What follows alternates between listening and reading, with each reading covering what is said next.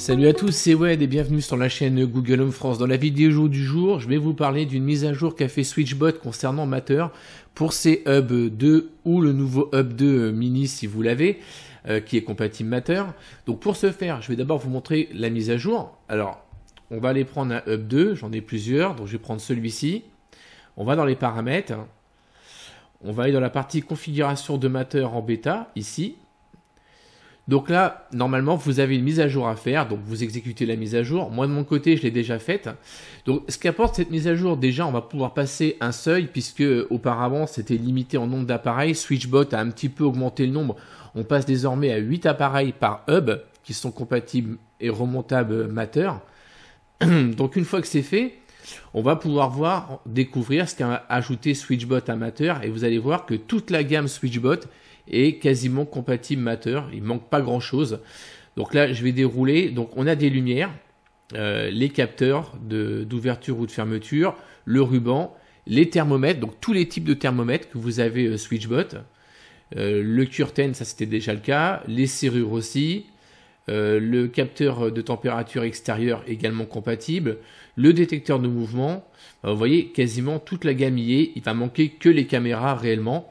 Et la petite surprise que j'ai vue, c'est que les scènes sont également compatibles Matter. Là, j'ai une scène qui s'appelle Surveillance Maison, qui sert à déclencher toutes mes caméras. Eh bien, celle-ci est compatible Matter. Donc, l'intérêt pour les utilisateurs de Google Home que nous sommes, je vais vous le montrer tout de suite. Donc, mis à part que ça va remonter directement dans Home en tant que nouvel appareil. Alors, j'ai créé une nouvelle maison pour pouvoir tous les reconnaître. Donc ici, je l'ai appelé Switchbot Matter. Donc c'est les appareils que j'ai associés pour voir comment y remonter. Donc l'aspirateur, alors c'était déjà prévu, mais Matter intègre très mal les aspirateurs pour l'instant, c'est pas encore compatible. Donc là, il remonte comme une prise ou un interrupteur, on peut juste l'allumer ou le désactiver. Il n'y a pas de retour à la base, il n'y a rien de tout ça, donc autant continuer à utiliser le service classique. Les capteurs de température donc sont remontés, ici j'en ai pris un. Donc ça remonte la température et le taux d'humidité. Donc jusque là les autres marques font à peu près la même chose. La vraie nouveauté, ça va se passer plutôt dans la partie des routines. Donc quand je vais ajouter une nouvelle routine, donc je vais prendre une routine maison, dans les déclencheurs il y avait quasiment, si je me trompe pas, aucun thermomètre qui remonte comme déclencheur jusqu'ici, ou très peu de marques.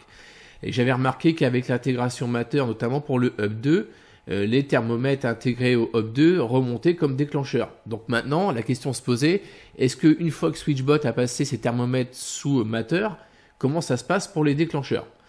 Donc ici, je vais retrouver dans ma pièce, plus facile pour vous montrer. Voilà, donc l'aspirateur, les thermomètres remontent. Donc je vais prendre un thermomètre, là je l'ai appelé Matter Alice. Donc j'ai bien accès au taux d'humidité en déclencheur, je peux mettre des passes en dessous ou remplacer le mode, mais ça il n'y a pas besoin. Donc, je vais faire retour, je vais reprendre le thermomètre, et là je vais aller dans variation de température, et j'ai désormais accès à la température, donc je peux mettre par exemple, quand ça passe en dessous de,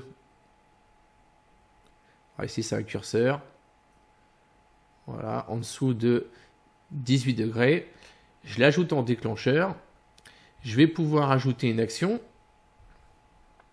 Donc là par exemple dans la chambre de ma fille Alice, je dois avoir un module Konix, ici radiateur Alice, et je peux lui faire allumer son chauffage. Donc voilà pour la nouveauté pour les utilisateurs de Google Home. Alors maintenant la question se pose, puisque maintenant quasiment toute la gamme remonte, est-ce qu'il y a encore un intérêt à garder l'ancienne version cloud de Switchbot? Alors, quand je parle d'ancienne version cloud, c'est cette partie-là. Ici, quand vous faites ajouter un appareil, c'était l'ancienne façon d'ajouter un appareil. Voilà, Switchbot, je l'ai ajouté comme ça, ce qui fait que ça crée des doublons quand vous associez avec Matter. Alors, je vous remonte la chambre d'Alice, par exemple. Là, le thermomètre Alice, voilà, qui remonte de la même manière. Il remonte via le service Switchbot directement de Google Home. Et j'ai un doublon que je retrouve ici, dans la fameuse pièce, qui donne la même chose. Donc à terme, je pense que si Matter est vraiment efficace et assez stable, et plutôt réactif, comme c'est vendu d'ailleurs par toutes les marques pour Matter, il n'y a pas d'intérêt à garder SwitchBot en service cloud et de tout remettre sur Matter. Donc voilà pour la vidéo, c'était juste pour vous montrer que Matter apporte quand même des grosses nouveautés, notamment par rapport à Google Home et au niveau des routines. Je l'avais déjà remarqué, mais je le confirme, un appareil qui remonte sous Matter est beaucoup mieux intégré à l'écosystème Google Home.